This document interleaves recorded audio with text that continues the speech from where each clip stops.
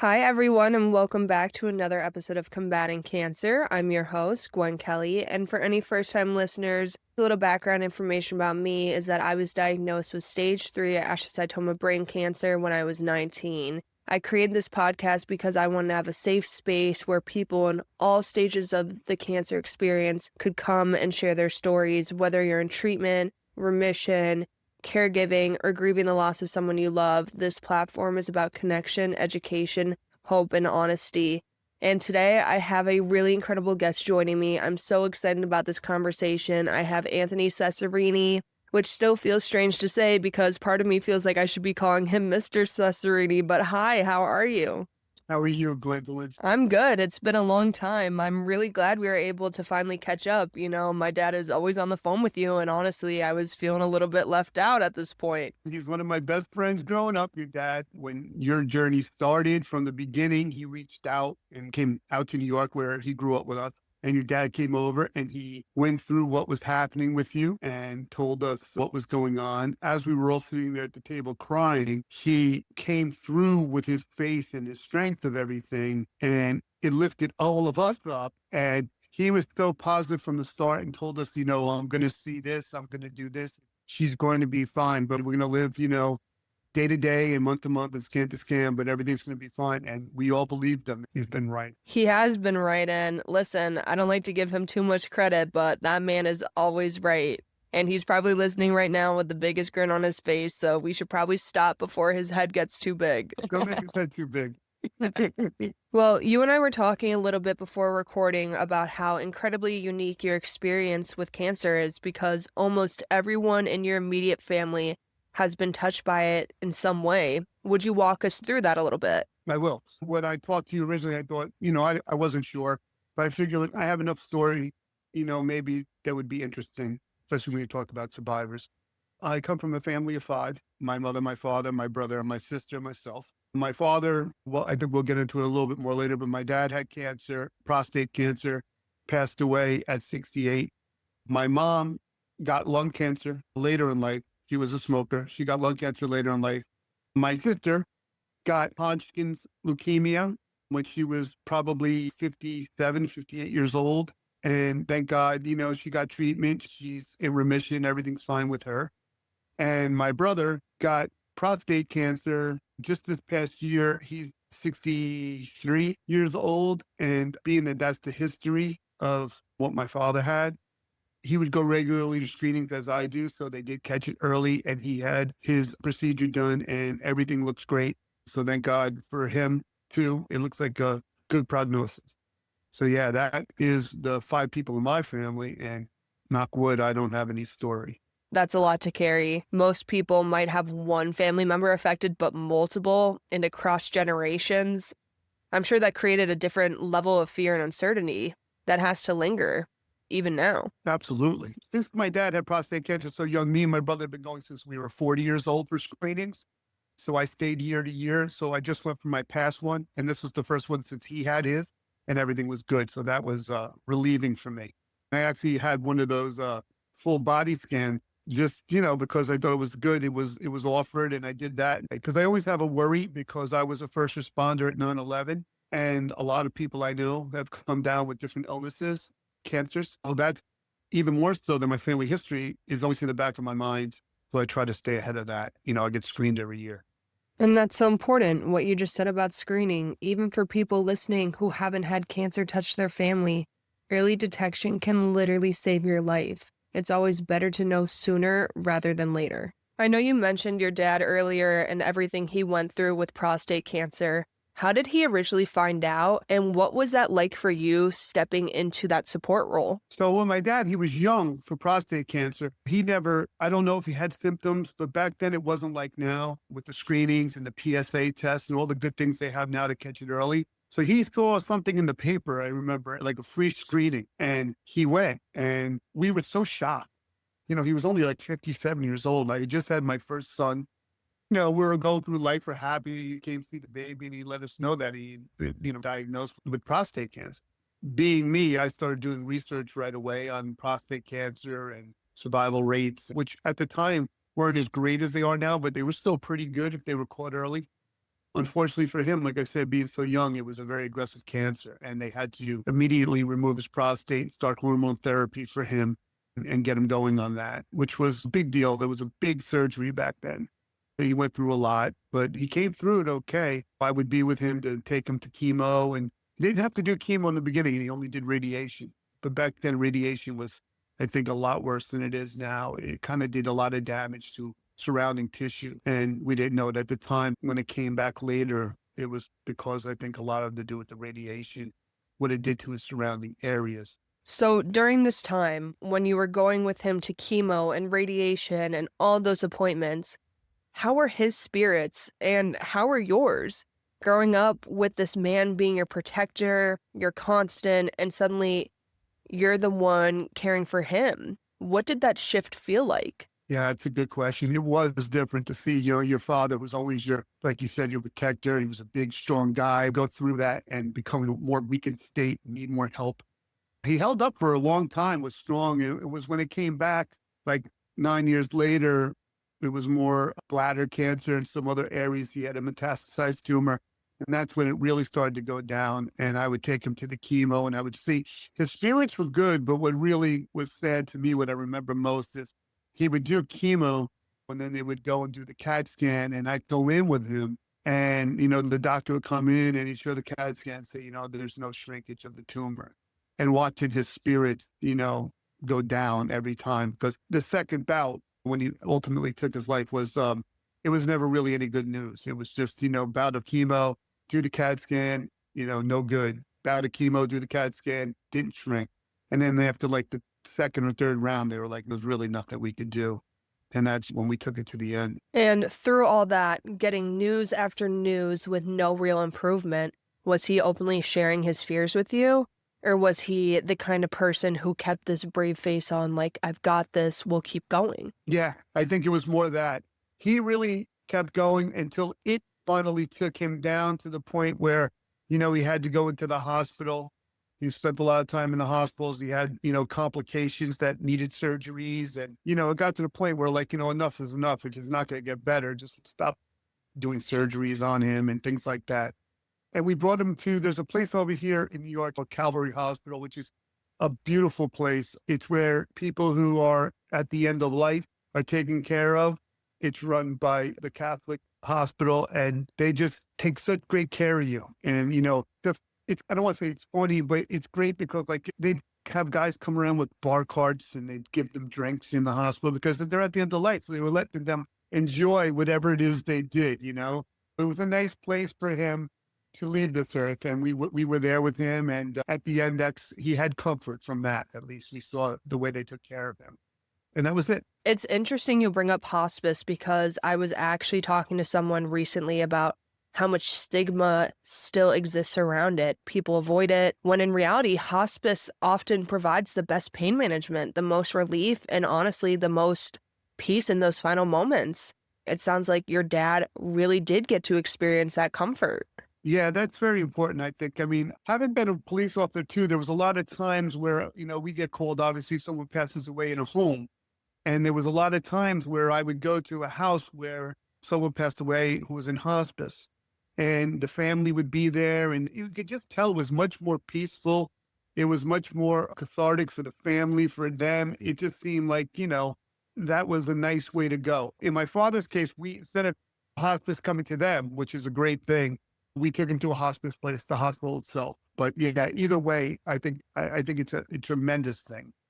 And those nurses, amazing. When your father passed, did you feel like you stepped into that head of the family role, or did the family naturally shift together? Unfortunately, what happened was at that point, me and my brother and sister all married with our own children, and my mom and my father were together. So when that happened, we had to take care of my mom. Now, she was only 65 and very healthy and very active. So it wasn't a chore to do it all.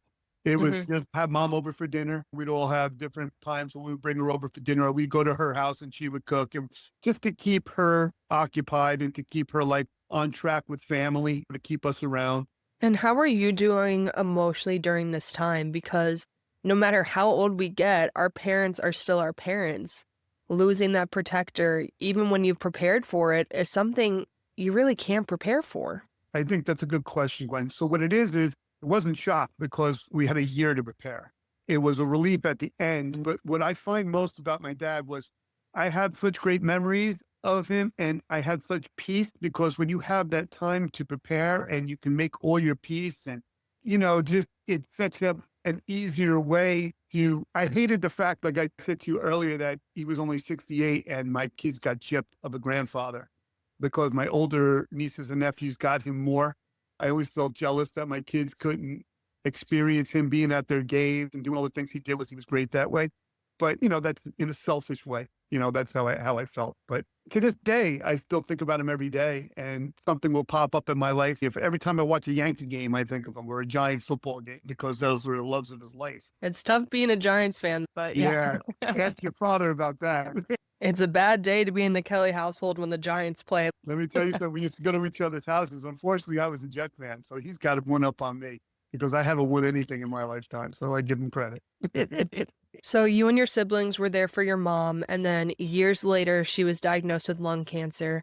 How long after your father's passing was that? She probably got diagnosed with lung cancer when she was 78. So probably a good 13, 14 years after my dad passed. And even then, she was okay. I took her to her first chemo and she got through great. And like I said, what happens eventually is my mom had other issues that came on pretty quick that had to do with her cognitive health. I don't know if it was an Alzheimer's or a Parkinson's, but that kind of took precedent over the cancer. The doctor said that cancer wouldn't kill her before this other stuff took effect. Her last year is when she really went in decline. And she passed away actually on her birthday, on her 81st birthday. On the actual day, she passed away. I always found that. I don't know how many people actually do that. You're born and you die on the same day, but she did. But when she went again, like earlier I told you about with dad, we had like a year to prepare. So making the peace made it a lot easier. And, grief wise, of course you're sad, but you have a certain peace when you have that time to say goodbye. And at that point, your kids were older, old enough to understand what was happening.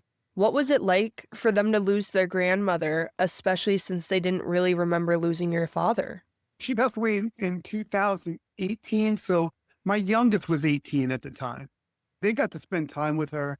They got to know her. She would cook for them. She'd come over. They loved their nanny. And they were able to go through the process of the last year too to kind of make their peace. And I think at that point, my youngest for sure don't remember my grandfather dying. So that was the first time they really lost somebody in their life, a big part of their life. So of course, that's always hard. That was the first grandparent that they knew really that passed away. And so that's always hard. But like I said, having that time to prepare and to make peace at the end is a real big game changer when it comes to that.